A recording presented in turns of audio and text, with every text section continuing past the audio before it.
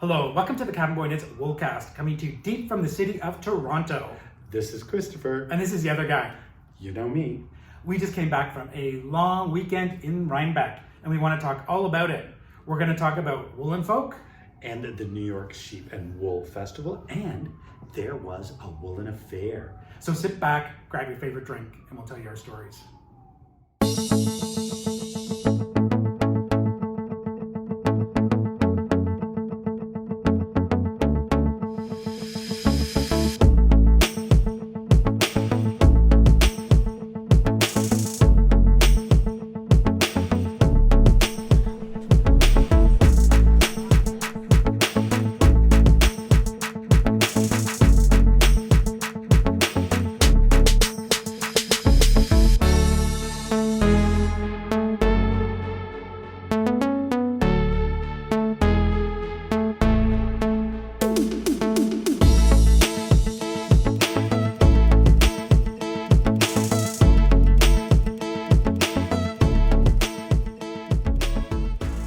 We are back from our trip to the Rhinebeck, and what a weekend it was. It was very emotional.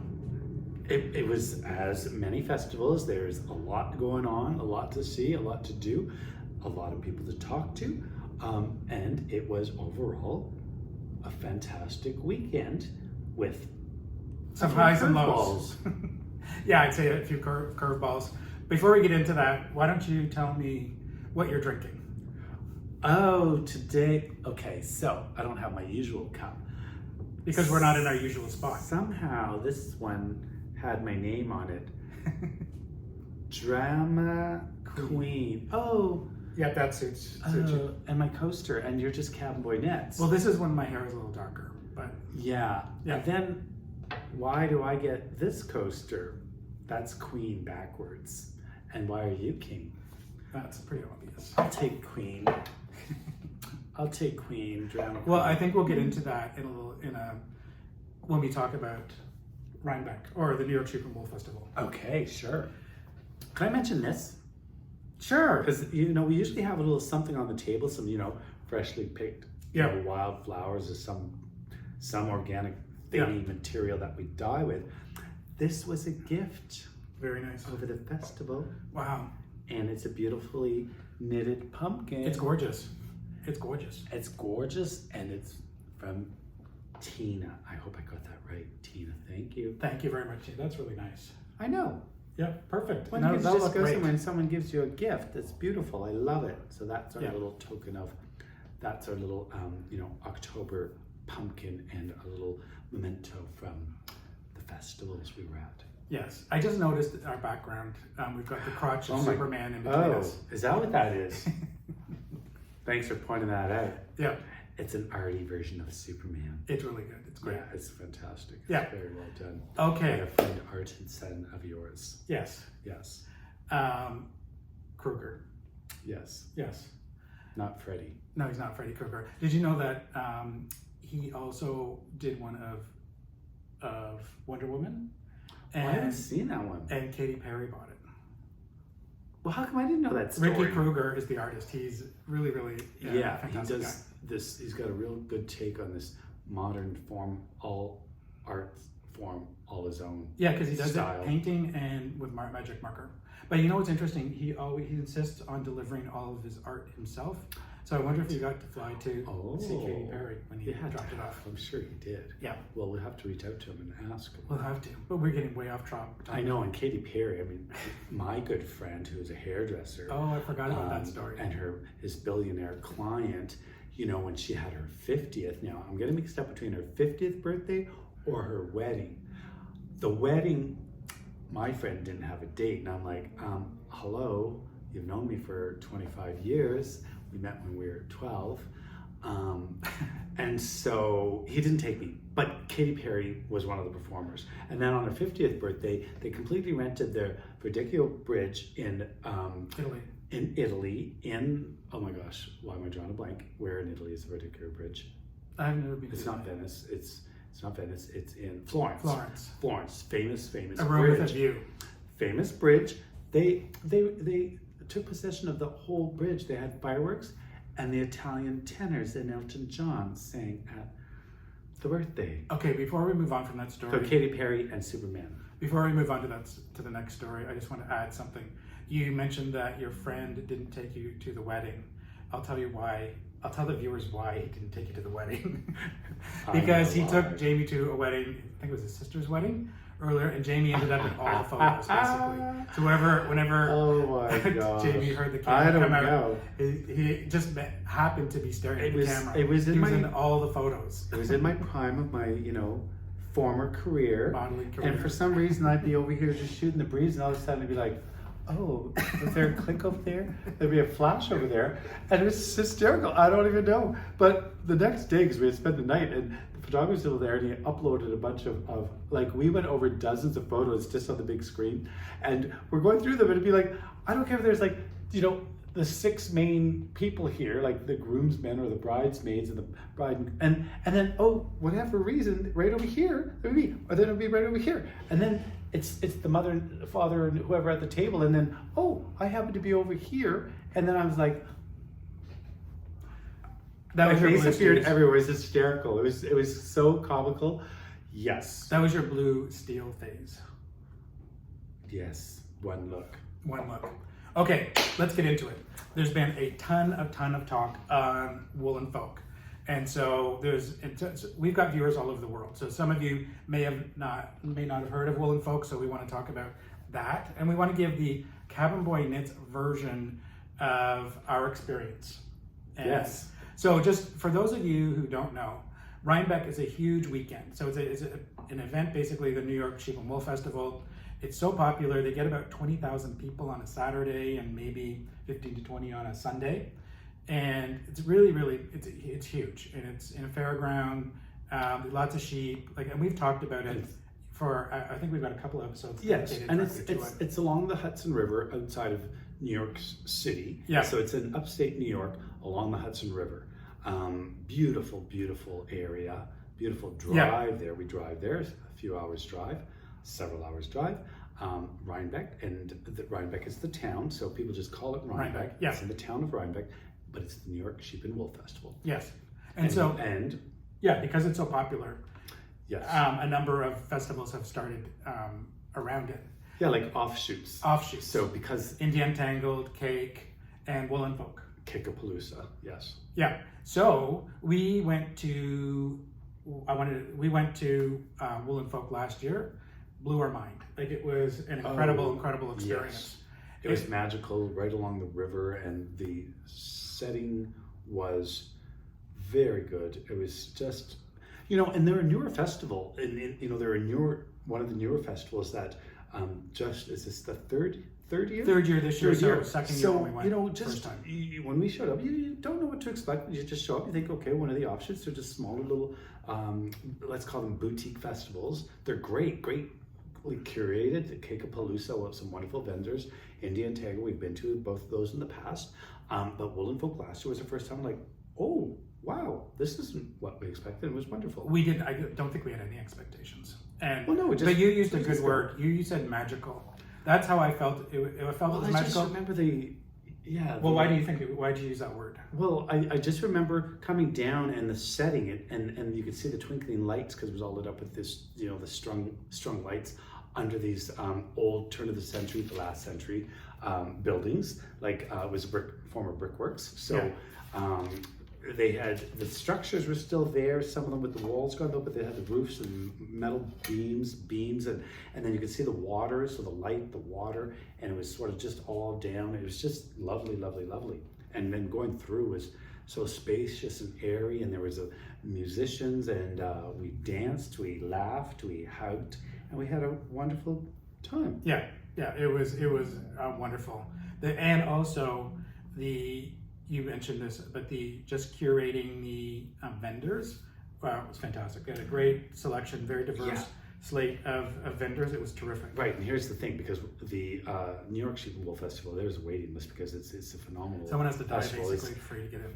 So, there are a lot of artisans out there, a lot of talented artists and artisans and fiberists and other artists who create all sorts of goods related to knitting, and not necessarily just related to knitting and crocheting. It could be just any vendors, anything related. Yeah. And so there are a lot of people out there, and there's opportunity to go to these offshoots because, you know, you'll go to the one, you could spend a few hours there, but you've got it all day and you've got the next day. So some of these are in advance, a day before the actual New York Sheep and Wool Festival. So you can go, you know, come on Friday, go to these events, then Saturday, and you have Saturday, Sunday, whatever time period you have, you can attend all of them. Yeah, and that's what some people do as well. And they all have their own unique characteristics. But, you know, because we didn't have any expectations, we showed up and blown away by the music and just the whole ambiance of the whole place. The first time at Woolen. Yeah, so I think this year, you know, I don't think we were planning on going to Rhinebeck necessarily because we just came back from my dream vacation in the UK, which those episodes will come after this one.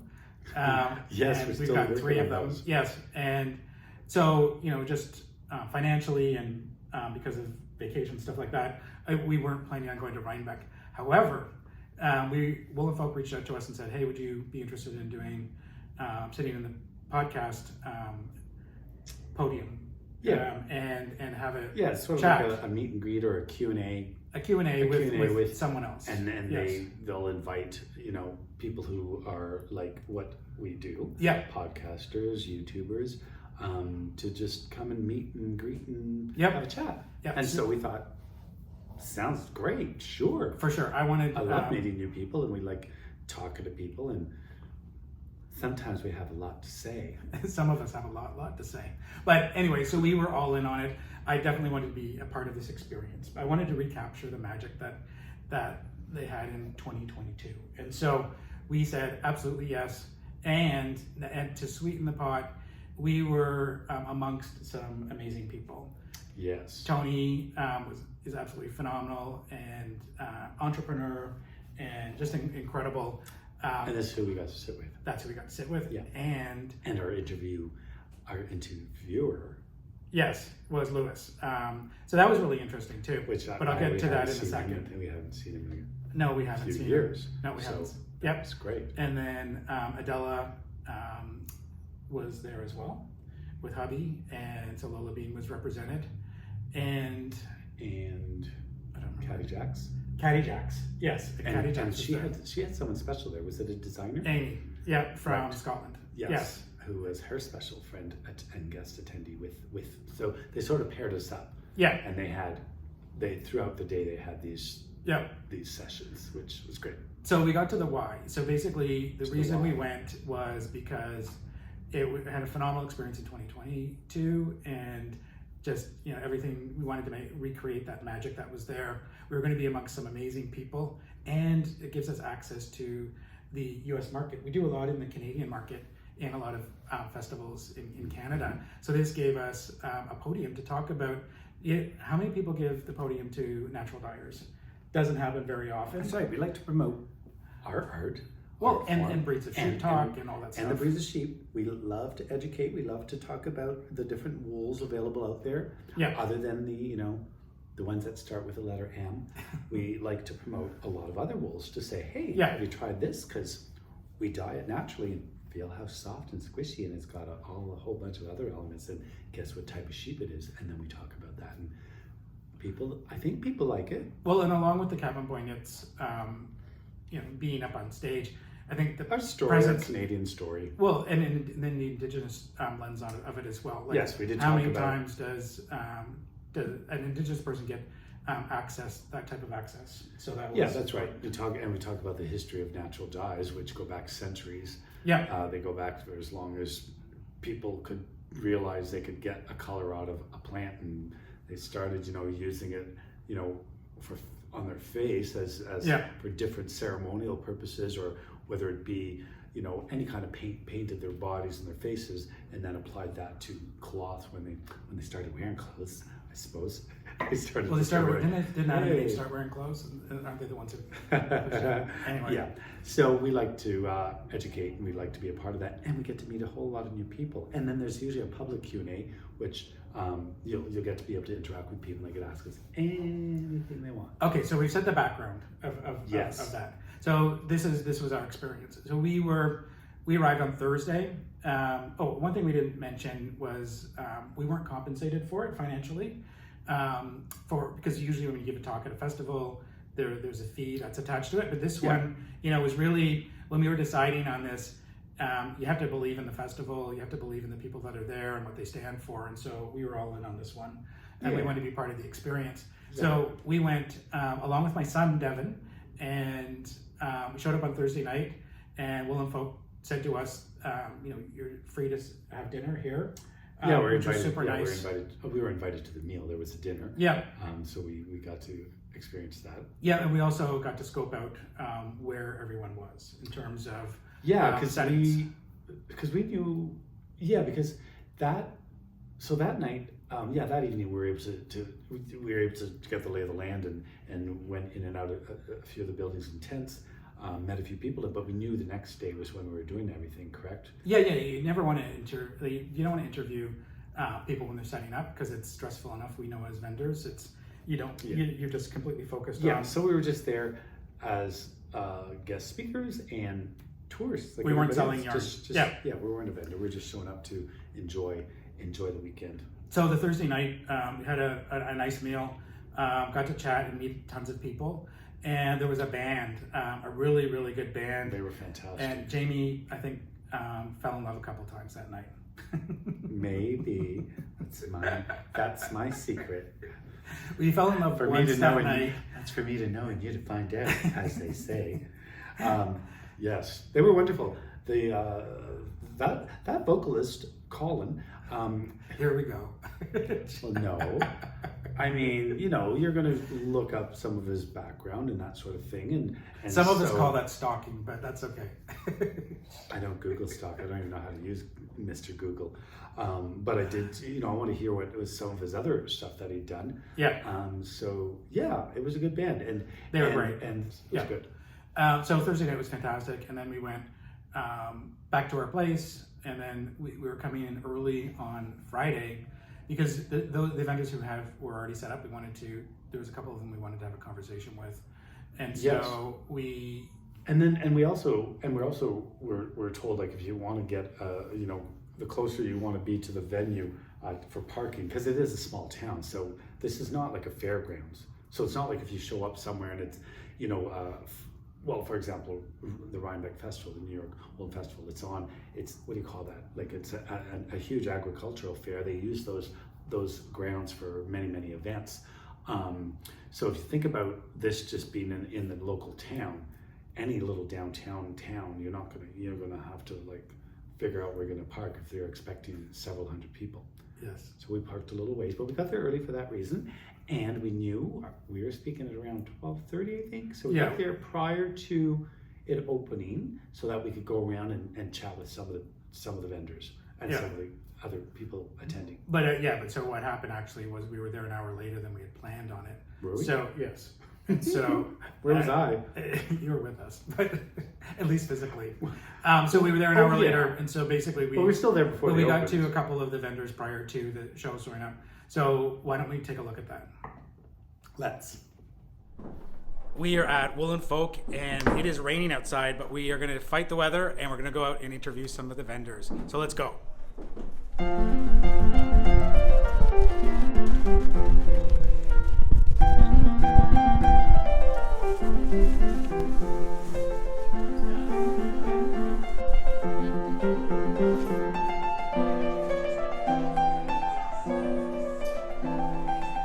Well, we just happened upon a fantastic booth. This looks amazing. I see some great socks. Who do we have here? So I'm Jenny. I'm with 316 Dye Studio. We're out of Wichita, Kansas. Oh, yeah. Yeah, drove all the way from Kansas to here to be Fantastic. here today. Jeez, how long was that? About 22 hours. Oh my but we gosh. worked it up in a couple days, so it wasn't so bad. Yeah, great. So tell me about your socks. Those are Yeah, amazing. so these are all eco-printed socks that I grew from flowers from my dye garden, or that we foraged in our neighborhood. We have wild plains coreopsis that grows in the Midwest. So in our development, we have some vacant lots, and then we have a small patch that also grows in our backyard. Yep. So we foraged that. We also filmed a little bit of video about the process too. Customers are always very interested in kind of the process and actually can't believe that they're real flowers on the socks. Yeah. They look amazing. They look Thank so you. great. Thank you. Fantastic. So where can people find you if they want to check it out? Yeah, so 316dyestudio.com is our website, and we're also on all platforms at 316 Dye Studio. Great. Oh, And who? Kendall. This is my husband, Kendall. Excellent. I'm the one in the video. Roll on that. Well, thank you so much, and have a fantastic Okay, show. thank you. On this rainy day, we have found a burst of sunshine. All these fantastic colors. Who do we have here? Hi, I'm Sophie, and I run a company called Tidal Yarns. And judging from your accent, you don't sound like you're a local. No, so we've come from Yorkshire in the UK. Oh, fantastic. We've flown about 6,000 miles. Wow, Yeah. that's great. Can you tell us a little bit about what's going on here? Yeah, so my mum's a florist, and Hi, Mum. And Mum has inspired me to dye yarn inspired by botanical. Fantastic. So this is my Woolen Folk exclusive, That's gorgeous. and then there's some sample. Beautiful. But yeah, then some of the colorways are named after plants and flowers, and I do kits. And yeah, Great. Well, I wish you all the best today, thank you very much. and have a great show. Thank you. Thank you.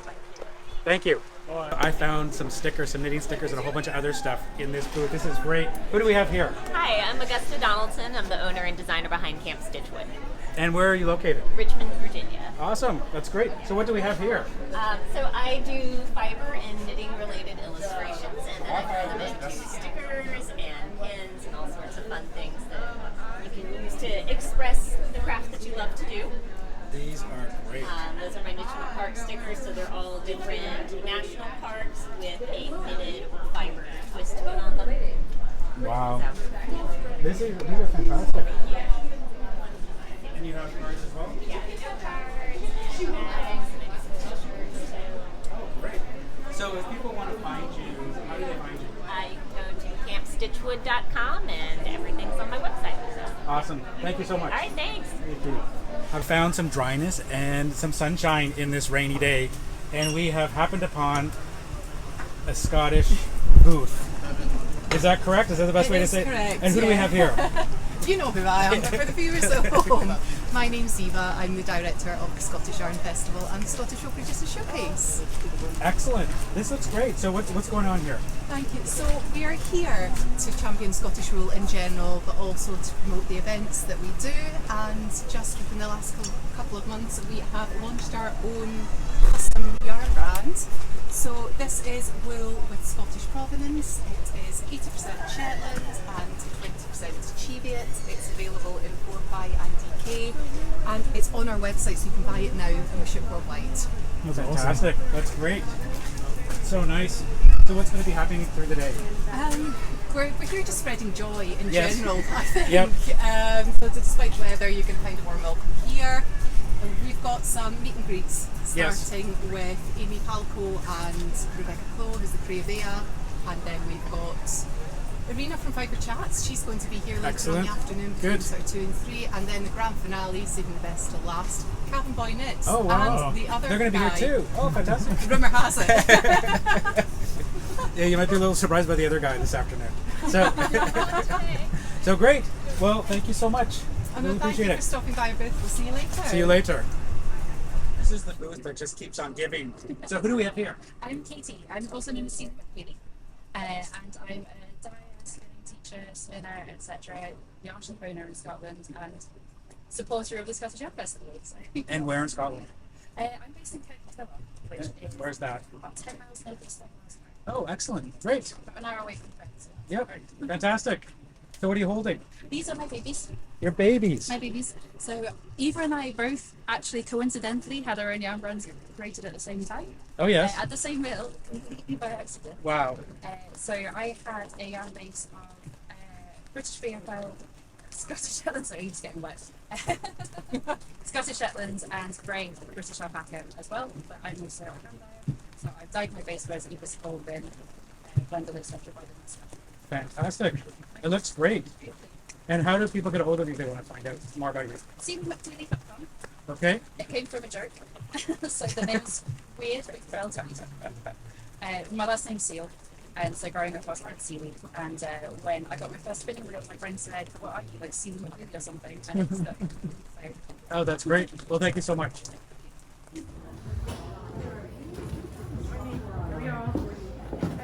How are you? Good to see you. Hey, good to see you. I found a Canadian amongst us. So who do we have here? Priscilla from Artville in Baratrico. Awesome. Welcome. Thanks. So tell us a little bit about your booth. Yes, so basically we try to like just bring in very special products that we have, such as our hemp merino yarn, which is the one over here, which is washer dryer a must, which is really cool, and it's like rustic, hyperallergenic, perfect for baby garments. Yeah, and then we have little minis here that are braided and separated that you can use together, not together, and the color work or not, or as you wish. And then this is our champagne base. Oh my gosh, look at this. Yes. So it's a silk mohair nylon base. Oh wow. Beautiful for shawls, for sweaters. We've done the ranunculus, the love note, everything 1 to 1.5 skeins. Yeah. Because of the yardage that's in this. Fantastic. Yeah, yarn. Gorgeous. And super shiny. And then it's our Surrey merino silk base, which is beautiful and very versatile. You can use it as a DK weight or even has a fingering here. Oh, super that's soft. really nice. It's more of a thicker weight Yeah. if you want. Yeah. And then obviously our fingering 80/20, Yep. which is just Very nice. beautiful and soft as well. Oh, great. Yeah. Yeah, fantastic. So if people want to get a hold of you, how do they find you? So you can find me online on both our websites, artville.ca and baratrico.com, and also in the yarn shops. So most yarn shops hold our products. So Great. you can find us there as well. Thank you so much. Always. Have a great show. Thank you. You too. Enjoy. I found a kindred spirit in another natural dyer. So who do we have here? My name is Lisa from Woolen Yarns. I'm based in Western Mass, so just over the mountains. Fantastic. So what do we have going on here? I've got yarn made from our sheep at our little homestead. I also have wool that I buy in from other farms in the Western Mass fiber shed. I have it spun here at Battenkill and in Vermont at Green Mountain Spinnery are my two biggest mills. And what kind of sheep do you have? Chef. Oh, fantastic. Yep. Great. And then I'm doing a lot of natural dyes, and then I have also an organic dye that I use as well. Great. So can you talk a little bit about the natural dyes? What are you dyeing with? I'm dyeing with indigo and madder, logwood, sapwood, cosmos from our garden. Great. This is natural sheep color. Over there I've got some eco-dyed or eco-printed socks, and then the orange ones I've used onion skins from a local farm. Fantastic. So if someone wanted to get a hold of you, how would they do that? On my website, Woolen.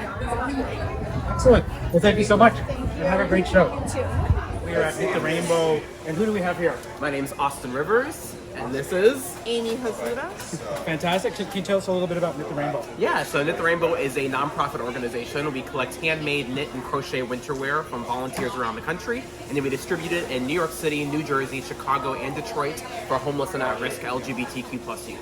Wow. And how many hats are we talking about? So we, in the past 3 years, have collected over 16,500 garments that we've gotten now. Oh my gosh. And who's participating? Who's knitting? They're from all over the country. There's people that are sending us stuff from California. I think we're in 45 states right now that people are sending us garments from. So That's fantastic. all over, thousands of volunteers all over the country. Oh my gosh, it just makes you feel good. That's fantastic. Yeah, it's really great. So if someone wants to find out more information about Knit the City, Knit the Rainbow, how would they do that? So you can go to our website, which is www.knittherainbow.org, or follow us on social media at Knit the Rainbow Inc. INC. Fantastic. Well, thank you so much. Yeah, thanks for having us. Thank you. Okay, this is an awesome setup. So who do we have here? Thank you. So I'm Ella. I'm actually the content coordinator at Tatter, and I'm also a product designer. So I actually designed the poetry mittens that we have here. And so what is Tatter all about? So Tatter is a textile library and archive, and also a store that centers on sustainable fashion and also ethically produced fashion. Oh my gosh. So we have clothing, we have textiles, and then we also have a lot of classes on different types of techniques. We currently have a quilting series going on, as well as a world embroidery series. Yeah. So we just had a Palestinian embroidery series, class. Yep. And a check embroidery class. So it's wonderful. Fantastic. Well, thank you so much. If someone wanted to find out more about Tatter, how would they find it? Yes, you can find us on Instagram at Tatter Blue Library, and the same on TikTok and Twitter. And then you can also find us at tatter.org. So TATTER.org. Fantastic. Thank you so much. Thank you so much. Take care. You too.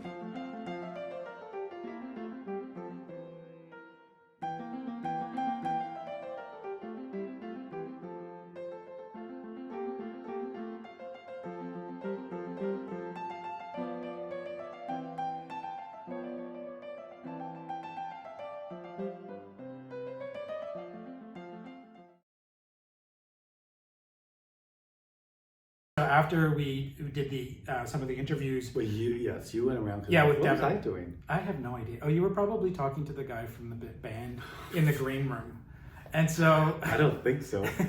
We talked to a lot of people. Anyway, but, so you went around with Devin, did you? we did. So we did Okay. did the interviews as you saw. Now this was before the festival started, so Yeah. people were in a good mood at this point, and Well, some of them everybody- were in a good everybody- mood. Well, everybody's excited. It's it's the anticipation. Yeah, but there was also a People lot of arriving. anxiety, which we're going to get to in a minute. But so anyway, we went to the green room. We're waiting for our turn to be on stage.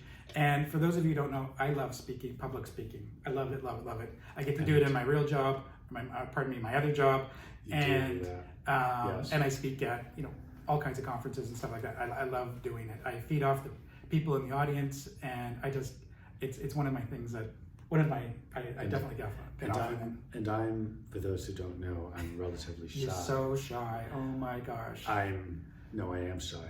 And so this is different because there's nobody right there, but you're there. I know you're out there. You're there. Because I've met some of you people, wonderful people who are out there for real. But it's not the same when you're sitting there and there's a bunch of eyes on you right there. And people might ask, unsuspected questions, and then I'm going to be like, oh. But that's what I love. I think that's why I love the format. Yeah. Even though we submitted the questions beforehand, so we knew 4 of the questions, but there was an opportunity to ask other questions. Well, they not so much as we point out what we had in mind, what we'd like to talk about. So we point out we'll probably talk about sheep. We'll talk about indigenous and European traditions of dyeing and the influence they have on what we do. Of course, sheep, the breeds, wool, about the cabin boy knit boys, and then whatever else that they want to just ask us. So originally, on originally Felicia was going to be doing an interview, and then we talked to Lewis, and Lewis said, he really wanted to do it, so he ended up doing it. And I have the utmost respect for Lewis. He's a great guy. He's done a ton of work for the community. I've got so much respect for him, and Yes. I was super excited. He's a super good guy, and Yeah. and also he knows his stuff, and inquisitive minds. He just something will pop in his head, and he'll think like, oh, you know what? He'll listen to what we have to say, and I'll just build on that, and then he'll have his own questions that he comes up with, which is great, which is how the interview should go. Yes. And to mention that, well, Felicia, she's running the show, so she's got things to do and people to see and things. Yeah. Yeah, she's busy. So it worked out just fine because she needed to be probably elsewhere, and so he was part of the festival in that way. I thought I get to interview them and give her a bit of a break, and he could have a good time with all of us. So Tony, we were on stage with Tony. Yes. As I say, I love speaking. I love the energy from the room, but the energy coming from Tony. She is so well spoken, and she's incredible. I love her. She's amazing. Passionate. She's extremely passionate. You can see why she's hugely successful.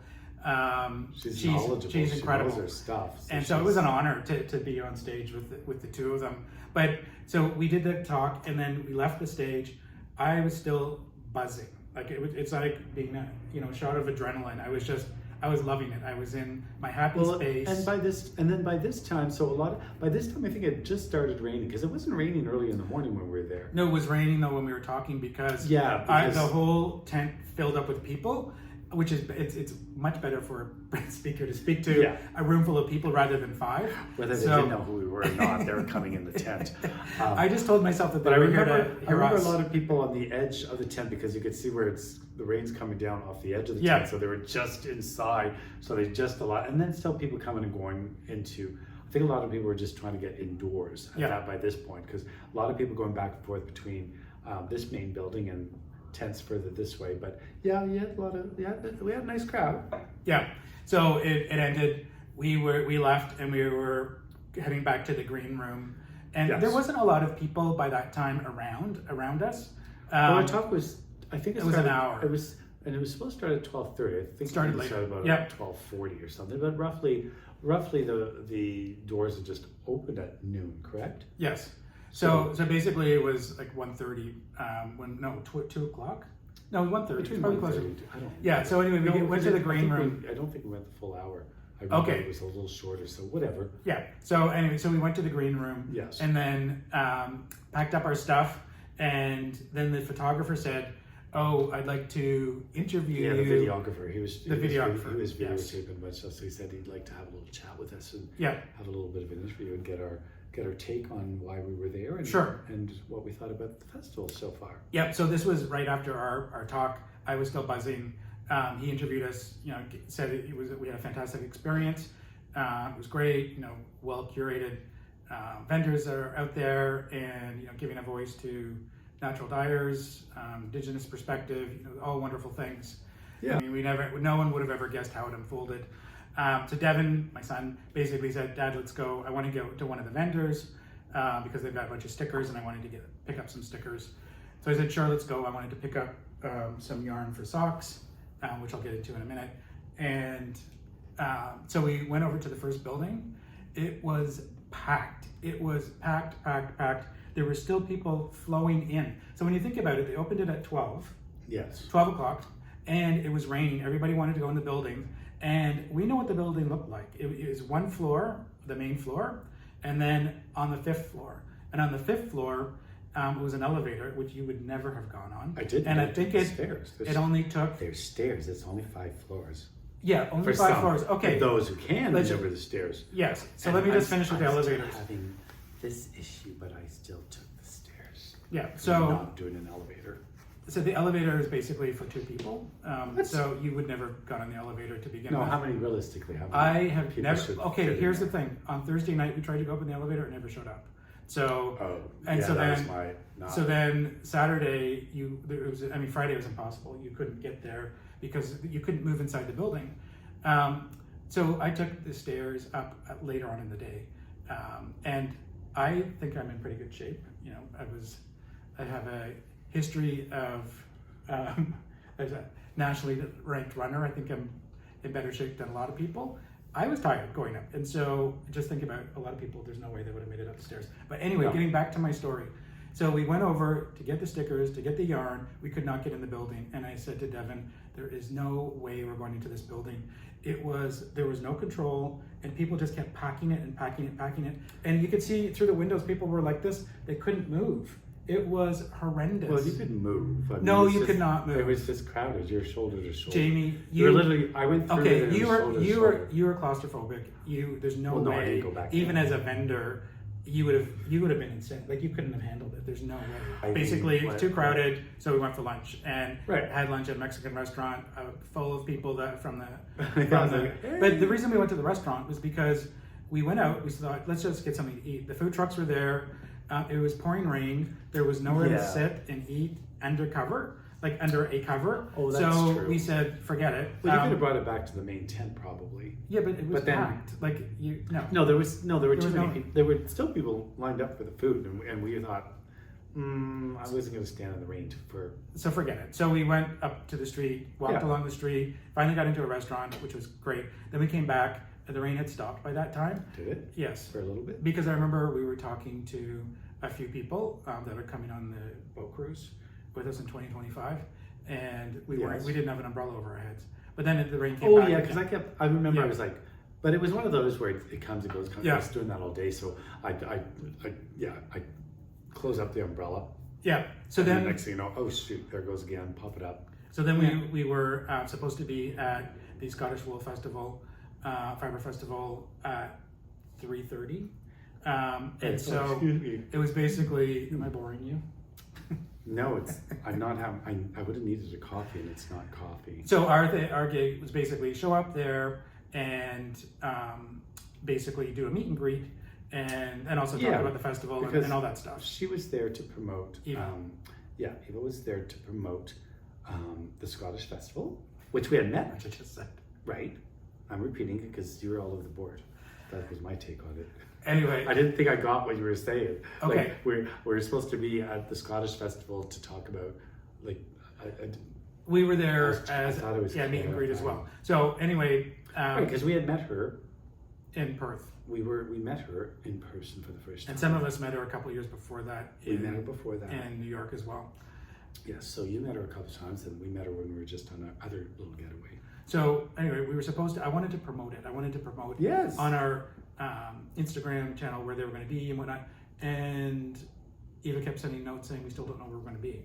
And they had it the day of. They still didn't know where their tent was going to be. So that's why you were saying? Yeah, because I wanted to promote it to get people to come to it. Where she? Yeah, and you kept asking me, and I said I don't know. So we ended up in a parking lot under a 10 by 10 tent in the rain, and 3 people could fit in it at the most. And so it was frustrating, I think, for everybody. And so we stood out. We stood out in the parking lot. It wasn't raining at the point because we were standing outside the tent chatting. And a lot of people coming and going. We chatted with quite a number of people who came. Yeah. Not specifically, like they just happened to be walking by, and we were there, so we were chatting with a lot of people. Yeah. But so anyway, in a nutshell, the information that was flowing after the festival had finished from the vendors was I'm going to put a link to some of the comments that we saw, but it was not great at all, pretty shocking. And so I think a number of variables. What I wanted to address was just what I think happened in this situation. But it was the first thing was the vendors. They were supposed to be. The location changed from 2022. Oh, yeah, we didn't mention that right from the get-go. Yeah, so the location changed to an apple orchard, and then it changed to where they were foreland in these buildings. So the vendors thought they were going to be inside, and so that was basically the rationale for moving locations. But that didn't happen. So some of there wasn't enough room. There was no way there was enough room to put all the vendors indoors, and so some of them got tents outside. And these are things we never thought about because we weren't vendors. So we just we thought first when we heard it, oh shoot, that's a shame it's not at the same location because it was double booked or something, so it wasn't available. So, and we were just glad, like we said, to be part of it. So it didn't affect us in any way. The only thing was where it was going to be. We're like, oh well, where exactly are we staying, and where exactly is the location? And it ended up being not far at all from where we were, like 10 minutes. Yeah. From where we were, something like that. 13 minutes. 13 minutes. Did Google Maps tell you that? Yes. Yes. And so, the location changed twice. So leading very close to the actual festival. So there was a lot of readdressing, rejigging of the festival. These things are often booked. I've worked many events over the years. Many hundreds of events is what I used to do in one of my past jobs were special events. So believe me, I've done any and every kind of festival you could think of. I've worked or I've hosted and that sort of thing. So a lot of these are planned well in advance. They plan a year in advance, and everything's booked, set, planned many months leading up to. So I don't know, it would be a logistics nightmare, which I heard that word thrown around a few times. If you think about moving a location within weeks of the event or a couple of months, I don't even know when they got this location. Either way, logistically speaking, there was a lot to do because of the changes the last. Right. I could say last. But and I think a lot of wishful thinking, because when you think about how could you possibly fit all the vendors indoors, it was impossible. Like there were people in hallways. There were people you can't do that. See these events, like I said, I've worked for different companies, a few different companies. One's a travel company, one's a special events company, a marketing company.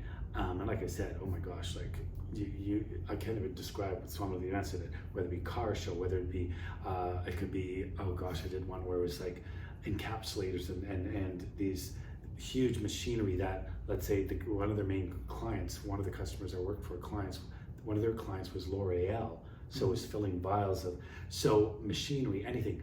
But the travel and any other one, when they're looking for a new location, you have these logistics people that's part of their job. They're hired. So I wasn't one of those lucky ones to get to do that. You get to just go travel in advance and scout out the areas. So someone would have scouted out the area, because that's what you do, I would imagine, is you scout out the area firsthand. You see the logistics, you see exactly, you come up with a floor plan, and you have it all sorted prior to. A peregrine falcon just flew by. I know, I kept calling by. I was like, okay, it's a big bird. But big, why don't we just put what you're up talking about on a shelf for a second, because Yes. you're talking about the solutions, which I want to get to. Solutions? No, because you're talking about what, like, I just want to get everything out solutions. first. Those are supposed to be. That's supposed to be. But that's what you do going done forward. In advance. Yes, for sure. Done Absolutely. in advance. So showing up. Yeah. When a vendor shows up or a special guest, well, mostly let's say the vendors show up, because that's what's important. That's what the show's about. Everything is boom, boom, boom, boom, boom. Here's this, and here's where you go. This is where you're at. You're at booth number. I was also the information specialist at one festival that I did for a dozen years. So imagine, you have an information booth, but this is massive. You probably have 2,000 vendors. I don't even know, 2,500 vendors, and you had like 3 or 4 information booths. I was always at the main ones because I was the one I worked at so many years. Like, oh, you're looking for, I see, Morse paint. Okay, well, Morse paint. Oh, you want Morse paint? It's at booth 637 in Hall C. Hall C is the 3rd building to the right when you pass through the sheep barn, for example, at the agricultural fair. So, like I said, everything is set. There's a big map.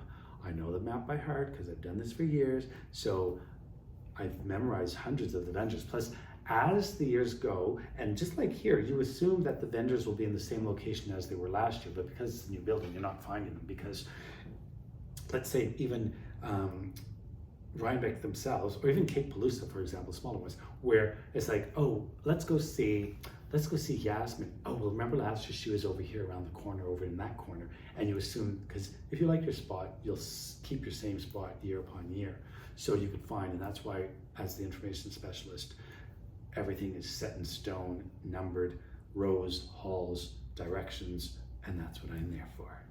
Okay. So in this case, there was a bunch of challenges. I think one of them was that no one knew where anything was. So there was a QR code. You could scan that.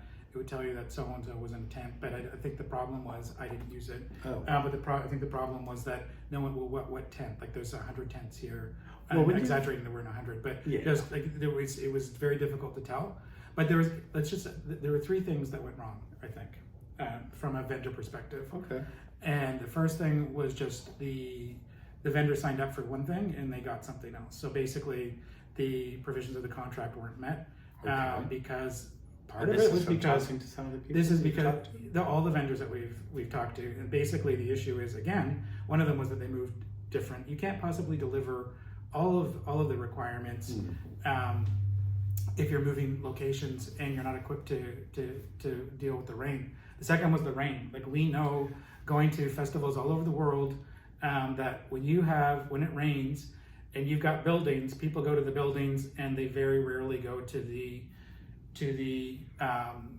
tents. Yeah, but although when we've been to Fanu a few times, and Fanu is all tents. There's only one. It's a tiny little World Heritage Site island. There was one community hall that had some of the workshops and displays and talks, a bit of food in there, but it's all those great big wedding tents, but they have them all interconnected, so you just basically go through one to the next to the next to the next, and you're still complete, and they all have paneling, rain or shine. They're all closed in paneled big large tents, so, and between them they'd even have boardwalks and that, and they're down on the water. This is on an island, remember, and so remember the one tent closest to the waterfront was a little lower, so it was completely flooded. They said they had about a foot of water because we're right on the day prior. They're on the ocean the day prior, but they got it subsided, cleared out, and they put up a bunch of boardwalks. They just threw down some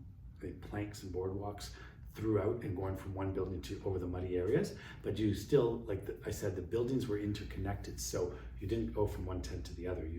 They all flowed. That's an exception. That's different. But that they have a huge open space in an open area, Where this festival was in between these turn of the last century industrial buildings, tiny little old elevators, stairs. Buildings are chopped up. They're not big open spaces like venues, modern venues, let's say. And then they're putting the tents where they could fit in some tents and spots. So they put the tents up. Unfortunately, it was also on a hill. So I think that hill from the parking lot is one of them that one tent, or the tents that were, not good. Not good, having a slope and gravel turns to mud. And if you're having a downpour headed towards your tent, I couldn't imagine. That's everything off the ground. And most of the time you store everything, like when doesn't matter where you are, you have your storage bins are all on the floor, or they're all behind. Some of them have set up their shelving, and we've done that before ourselves. All your storage is behind your shelving and all that. So dealing with the rain, I think, is one thing, because that's inevitable. It's going to rain. Hey, it rains. It's like bring your umbrella and away you go. But this was not I don't think it was the ideal site for these outdoor tents. I think that's what I saw. Okay, so you brought up the Whānau. I think there's a couple of things. I think that's a good example of that festival had been going on for years. And so they knew what to do. They knew what to do. How many years is that going on? So they knew what 15 years. So they knew what to do with all weather conditions. They also had panels on their tents. So it was a large, large. All closed in. Yeah, so they were all, but that was the fundamental difference. These didn't have panels. So that's why people's stuff was getting wet. So it was, that's a key difference. The other thing is, because you were having Whānau's having their festivals in the tents, you never felt like you were in a tent because of the lighting. No, the lighting was exceptional. It was gorgeous. And you felt like you were in large rooms. Whereas the tents here, there was one big tent with no walls, and then there were individual 10 by 10 tents. And so with no walls. And with no walls. So you basically go from one, then you have to go out and go into the other and go into the other. Yeah, plus and people aren't going to sign up for that. Like plus if you think about it, you've got these small 10 by 10 tents, one after all the rain's running down. Oh my God. In between it. In between every single tent. Yes. Where the one big tent closed in, you're not getting that effect. Yeah. So all of these, I never even thought of that, all of those side by side. Yeah. Because we were talking about the people that came in to watch our chat, stepping in, and so you saw the whole row of that one large tent coming down the one side, like the side. Right. But if you've got these tiny side by side, every single tent the runoff is just between each other. It's increased significantly. So there were a number of issues. And so the fundamental problem, though, was they weren't equipped for the rain, because they just didn't have the equipment to deal with it. And it became a mud bowl in some areas. The lighting was horrendous in some other areas. So it was just, they weren't equipped. Second, I said, was the rain. You basically are screwed if you're out in a little tent, a 10 by 10 during the rain. It's really tough. Some people will, and I commend the people who actually did go out and buy yarn from those vendors, because a lot of people were not going out because they didn't want to get soaking wet, and it wasn't safe. It wasn't safe, especially if you are not an able-bodied person. It was very difficult to get around. I said even to you and to Devin I said, be very careful, because this is slippery. And I thought I was going to fall down at one point. So yeah, I slipped a couple times, and I keep mentioning, because I've had this problem with the ankle for it's about 5 months now. I was on crutches a few times. I've been off the crutches now for a while, but I still have a real problem with my ankle, which I still need to look after. But I cannot turn my ankle or slip. I cannot afford that, because I'll end up back on crutches. So, and that's minor compared to anybody who's, even anyone, any sort of capable person who's not even elderly or walking with a cane is, you're going to slip in slippery grass, mud, whatever. I mean, there were the cement walkways, but they were only this wide, so they were pretty narrow going through. Anyway. And so, but there's one other key piece that's really important. And as a vendor at other festivals, we weren't a vendor at this one. Yes. We think about, this is our process. We basically think about, okay, what festivals are we going to do this year? And we look at a number of things. What is their history? What is their track record like? How do they treat LGBTQ? How do they treat how they treat their vendors? Just people in general, or even how do they have a diversity, equity, inclusion perspective on it or an inclusive statement. Yeah. You know, how do they treat people in general? And then secondly, we look at, you know, what kind of vendors do go there, and then what kind of audience goes Yeah, there. because the vendors say a lot about, you know, the vendors who agree to go to these festivals. You know, they've done some of that research themselves. You would think everyone has their reasons for doing certain festivals, so you can sort of gauge a good festival on the vendors who are there and the new vendors that they bring in. And I was going to mention though, you know, let's say even when we've been at festivals in Canada and Montreal, you know, that was, you know, first year in Montreal, but again, they've had years of experience. They've done this all before, and it's a completely indoor festival in inside marketplace, so it's different. But still, for a new venue and you're that much more experienced, it's like clockwork. And the way they treat the vendors as having, you know, really help with your setup. It was like clockwork. The one in Montreal, like clockwork. The way everyone helps each other, and that's where the community comes together. They help each other. Plus, you've got these staggered times to be able to haul things in and out. In the elevator, if there's elevators necessary, and it sort of just rolls like clockwork. But that's a oiled wheel. That's just done. Just a different space, but the same type of space. Not a varied space with some indoor, some outdoor, some tents. Worry about with the weather. This is completely different outdoors, but it goes with the experience of how this is going to go. And when you talk amongst the vendors, they've done many different, you know, small and large. And remember, some of these vendors do tiny little their local festivals in their own little hometowns and stuff. So, but even that doesn't matter what the size is. You can still have a great run, tiny little folk festival there with, you know, 30 vendors. That's wonderfully run, and you can have others that are just. Do you know what I mean?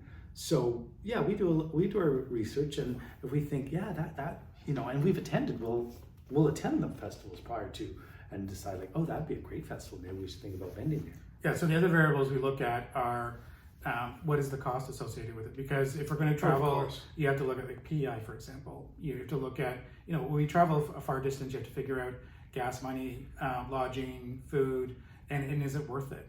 And so you look at, especially the smaller vendors that were there, you know, some of them, this is their livelihood. And so when you are forking out a significant amount to get there, you know, you're hoping that you're going to get the return on your dollar. And, it's all about the return. And when you're stuck out in a tent, out in the field, you know, you're not going to, people aren't coming to see you when it rains. So it was, I just, you know, my heart went out to the vendors that really got shafted in this. And so, you know, I think there's a silver lining in this story, and that is basically that the community has basically stepped in to help out. And so a number of people have started, you know, programs like Lola Bean, for example. Adela had put a campaign together to help funding for botanical yarns, and the Needles at the Ready has put a gift exchange together. So basically, they've got a list of all the vendors, and you can purchase from the vendor and give a gift to someone. So we're directing traffic to these vendors. What do you mean, give a gift to someone? So let's say Jamie sits there. No, let's just say Jamie has the drive to knit a hat, or wants to knit a hat for his niece. So Jamie needs yarn in order to. Your niece. I thought you said my knees. I was like, yeah, you need to have a hat for your niece. Not my knees. What's going on? Yeah. So basically, you need yarn, and you're not going to go into my stash and get the yarn. So you go out and you look at some of the vendors that were at this at Woolen Folk. So Needles at the Ready is driving people to say, rather than Jamie going to your local yarn shop, go shop at these vendors, and you're going to use that yarn, knit a hat, and then give it to your niece. So they're driving business that way. Right. Yeah. Okay. Yeah. And boy, we like to promote, and as we do as we always do at other festivals, you're always up on, oh my gosh, who's going to be there? Who's going to be there? And you have the list of vendors, and you have many that you're fascinated by, interest. Some piques your interest.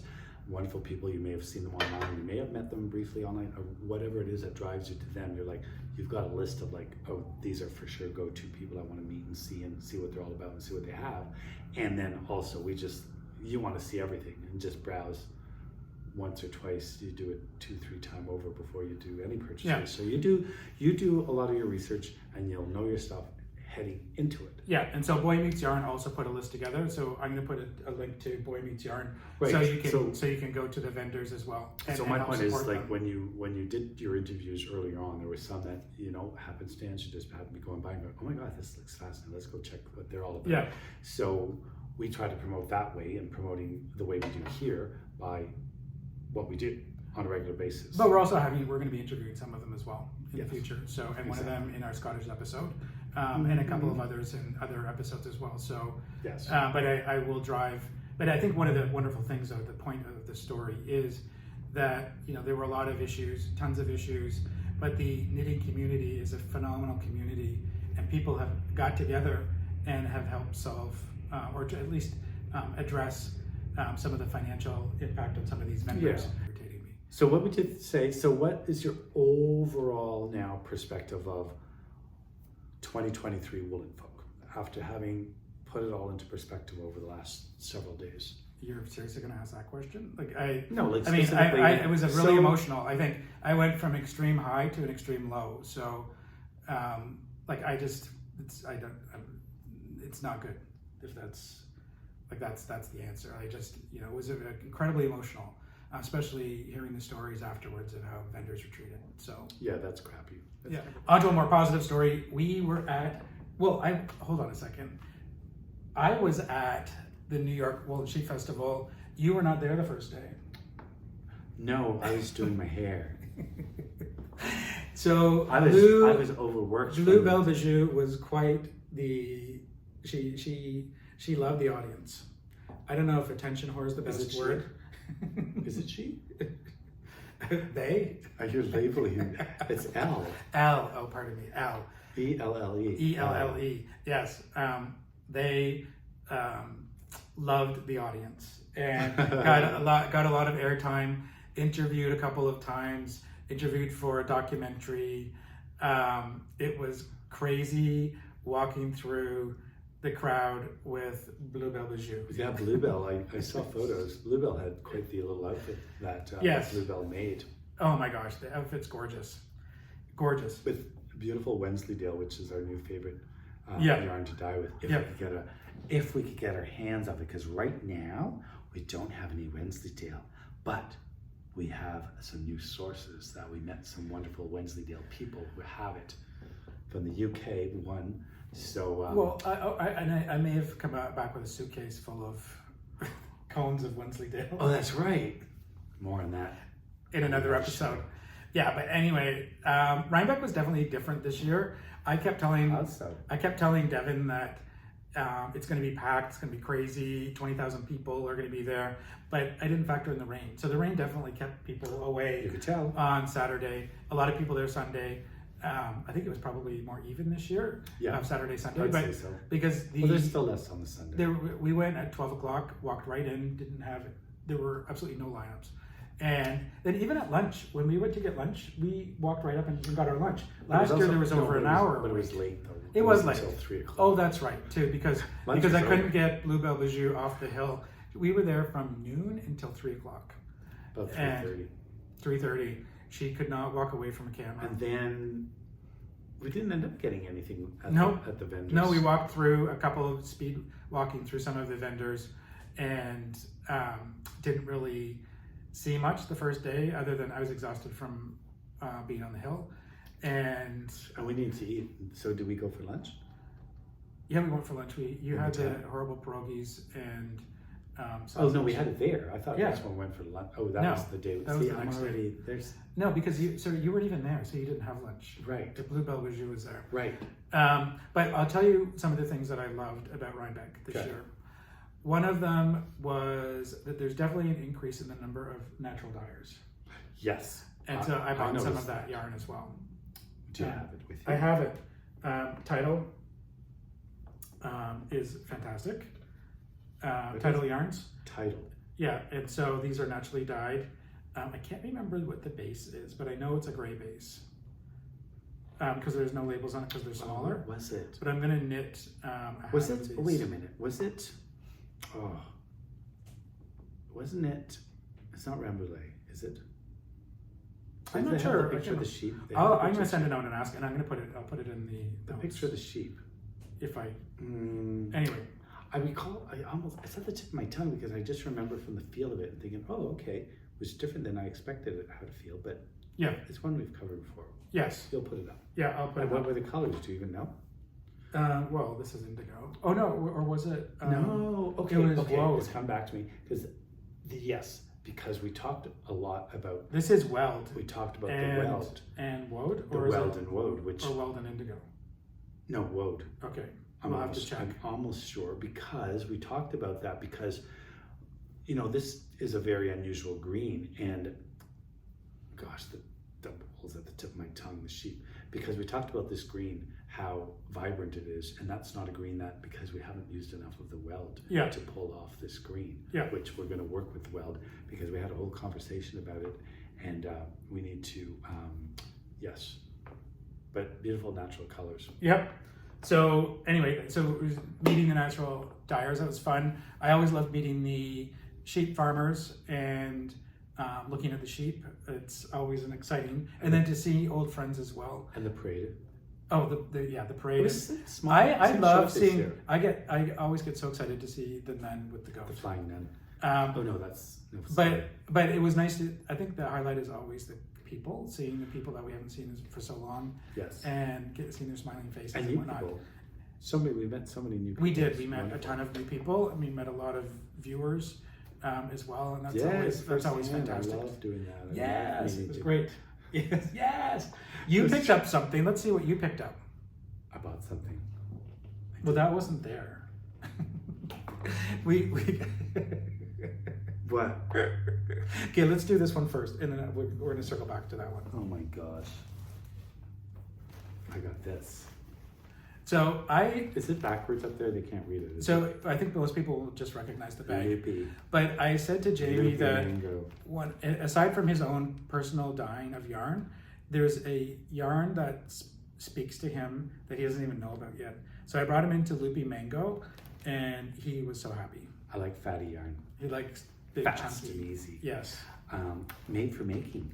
Yes, there you go. So let's see what you got. Ooh la la. Look at that. What is that for pink? Is that naturally dyed? Nothing in nature is this pink. That's the difference. That's why we promote natural dye, because natural, you see it in the wild. This isn't, well, It'll be on somebody who's wild. It looks, you know, when you do a pink flamingo, you think of this color. Yeah. But they're not quite this pink. No. They're not. Cotton candy, maybe. Not even, because it's fantastic. I love the color. To get this color, I don't think you're eating cotton candy dyed with this color. So you're not getting this pink cotton candy because that's edible. Yeah. That could be more like something like cochineal. Sure. Or anything else that's red and edible. Yep. So what am I doing with this?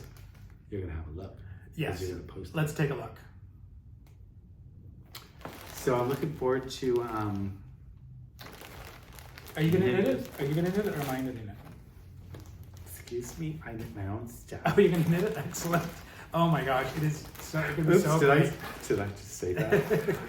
I don't know. It might take me a while, but I'm looking. Oh, it'll be fantastic. It'll look great. That cardigan, I tried it on, as you can see, and I thought that's I love it. I might switch it up. What I like to do is make it my own, which I don't know yet, but I feel some complementary colors attached because I don't know, or maybe the shock full of pink might be it. And I've used pink in a sweater I knitted once, and there's a reason behind my new pink, because I think about pink and it's all about, you know, what pink represents, what pink used to be, what the negative associations with pink and blue and labels, and it's all about take back the pink, as in you own it and take back the pink. And I also like to commemorate, I just think to turn a color into a positive and something happy. We have, so I said that when I would do garments, I would add a touch of pink to anything that I might knit for myself, just a touch of pink, and thinking so that in my mind I wear it proudly. I think about anti-bullying campaigns and also the pink triangle from the Second World War on people that were labeled and people that were part of that terrible time in history. And it's to not forget, but to remember, but also to wear it with pride and remembrance. Yeah, excellent. So what were some of your favorite things with Rhinebeck this year for the day that you did go?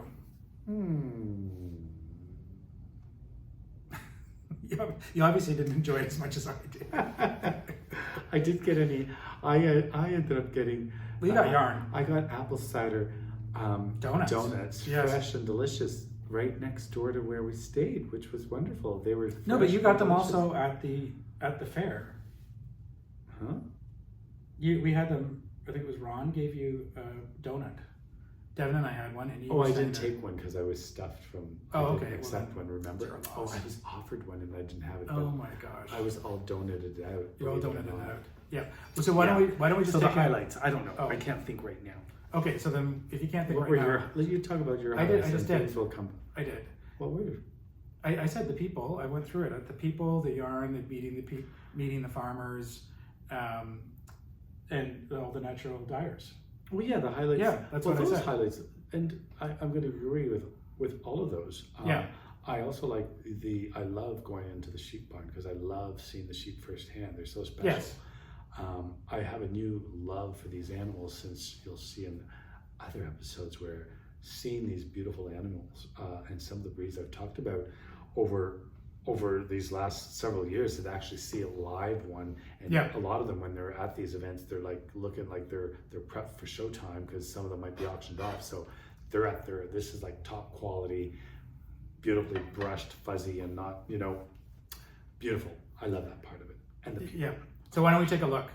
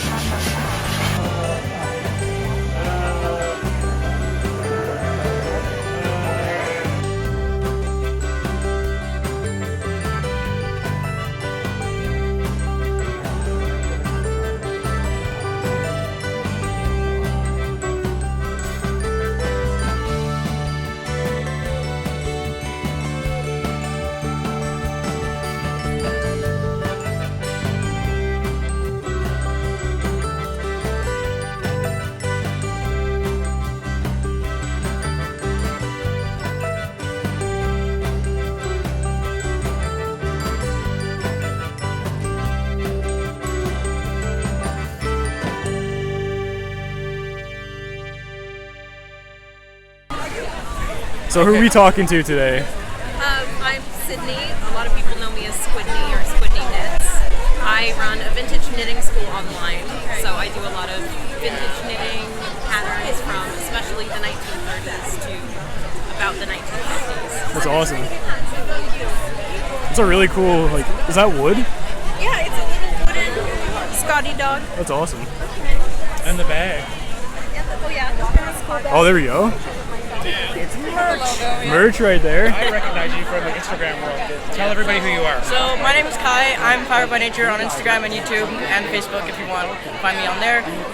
Basically, I've been spinning and weaving since COVID because I got bored and nothing to do. And today I'm wearing something that I completely made myself. Oh, that's awesome. Completely dyed with indigo, and this is Tessa silk, and I stitched it all myself. That's amazing. Good for you.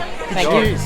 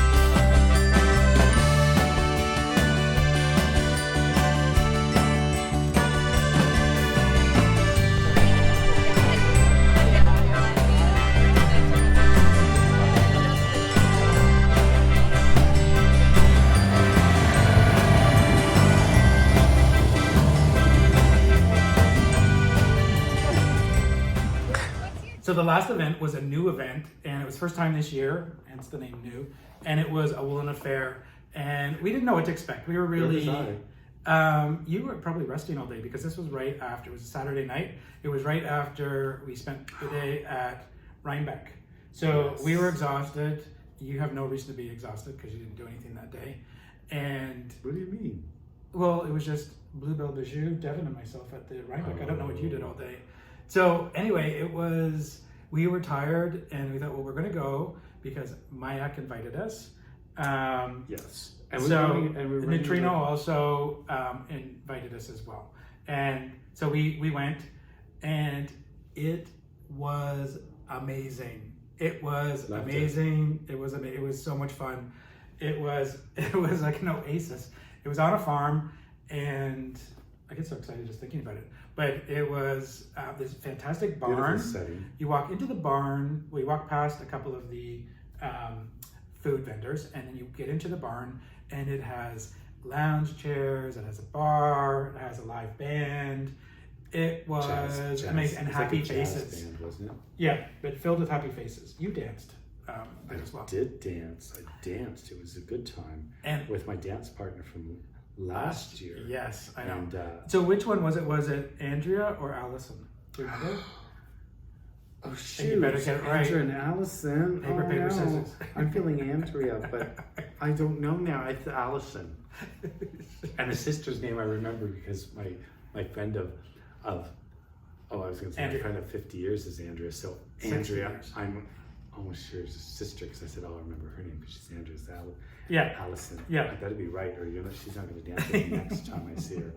But I love her aesthetic, and she's so fun. And she's like, "You owe me a dance." So we went up and danced a couple times. It was really funny. Too bad I didn't get that on camera because, of course, the end of the song we do a couple. I let her lead. She knows what she's doing. I'll just follow. You lead. But we do a couple of dips. We do turns and dips, and then I love doing a lift because in the old days when I used to do a little bit of musical theater, it's all about the technique. Yeah, you crouch down and like the Dirty Dancing that they do in the water. I had an amazing when I did Dancing with the Stars Vegas. I had an amazing lift over the shoulder, not full on this way. Although no, what am I talking about? It was not full on like this, but over the shoulder and full on. What do you call that? Like airplane over the shoulder.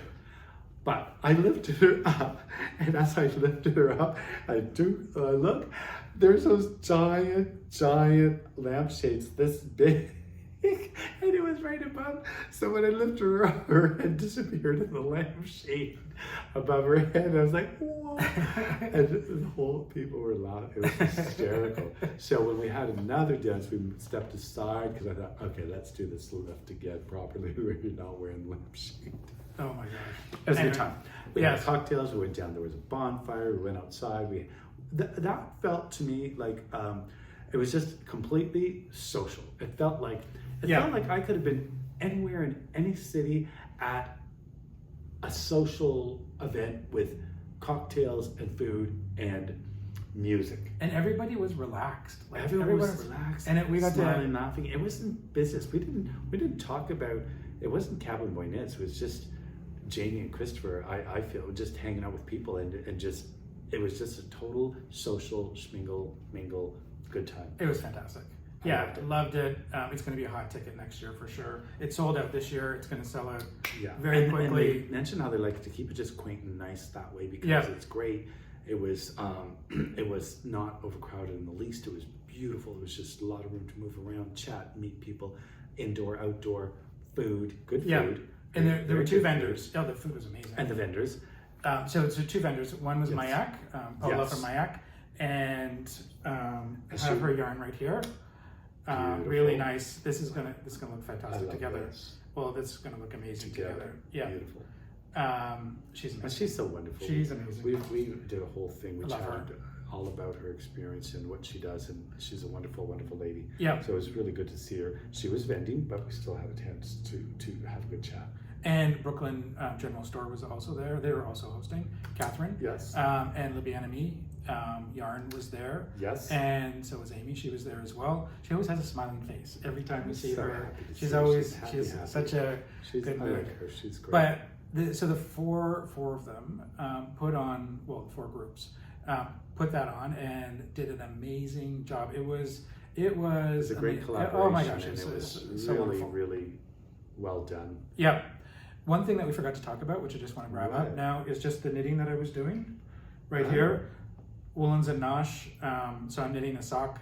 And here's the thing. So I went to buy this and pick a sock ball that I wanted. And I kept going to the, I was looking at all the colors, but my hand kept going to the blues and the browns. Okay. And I always complain about people in yarn stores always directing men to the blues and the browns. And I was just, my hand was just not in sync with my brain. So I got these colors. I love them. Beautiful. Yeah, I can't wait to knit them up. Yeah. So I'm really excited about that. Well, they're going to repeat themselves. Is that all of the colors, or are there more? No, they'll be repeating themselves. But I'm going to put a toe and the heel a different color because I've got a bit thicker yarn. This is a DK weight. So love it. And then you got something as well. Jamie actually picked that out on his own. Wanted some colorful socks, and Yeah. so these are what I chose. They're going to knit up like this, but this one, oh no, and this one actually comes with the the what do you call that? Complementary color or contrasting color? Yeah, contrasting complementary color, and there it is, a soft gray. And this was, what was the name of this? There was a name to it, right? And she thought that my eye being, us doing dyeing and knowing colors, and we do a lot of this multicolored stuff. I went from looking at the swatch. Yes. And I could just. I can't believe you know that word. I know. Because I didn't think that you were able to spit that out. I know. Swatch. Oh yeah, swatch. But she was impressed by my eye color coordination because I've looked at our yarn a gazillion times when I do the order, and when I'm looking at, 8, 10, 12 multicolored in different multicolors, I could distinguish between them because I need to, because I put them in order. So it's funny because I was looking across there and there's a whole wall of different colors, and I said, oh, that's the one right there. I said, I don't know what it's called, but this is the one. And you doubted, you thought it wasn't, and she was like, and then I went over, I said, once I went back and said, yeah, this, I said, no, this is the one, it's right over here. And sure enough, Kite Tails in a Storm. Oh, perfect, great name. And my favorite color in there, the Papa Pink. Yeah, great. So that was our weekend. It was very, very emotional. Didn't think we would ever write that storyline. So it was, but it was, you know, it was an experience, and we just wanted to share that with you. So I just want to thank everybody for watching this episode. And do you have anything to say? Parting words? My parting words. We'll be back. Yes. We missed 2 of the festivals this year. I think we need to revisit those. Palooza, we missed, and we have things there. And so Indian we didn't have enough. And Indian Tangle. Yeah. Indian Tangle we've missed as well. So we need to revisit these places. Looking forward.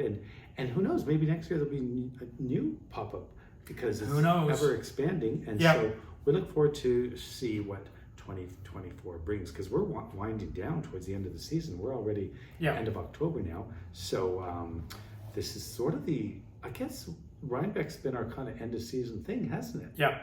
So that takes us into the end of the year. So till next year. Yeah. And thank you once again for joining in. Et mes amis, c'est pas souvent que je n'ai pas parlé en français, ça fait longtemps, mais j'en ai vu beaucoup de Québécois et francophones au festival et j'ai bien apprécié les bons jours. Take care, everyone. Till Have a next great time. week. Bye-bye. Bye.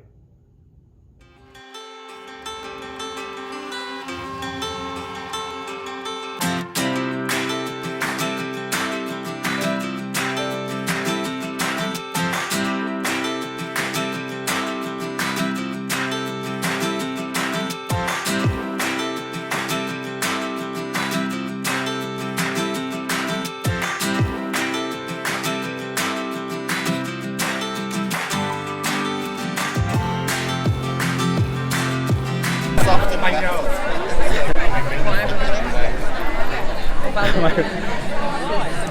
Bluebell, your skirt's rising.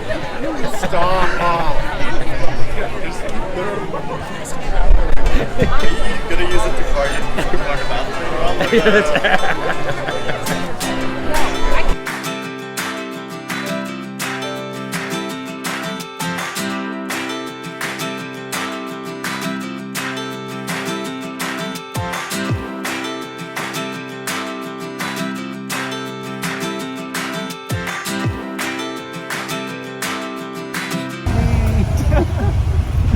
What's your drag name? Bluebell Bijou. Bluebell Bijou. BLEU. Bluebell Bijou. You're welcome. Thank you.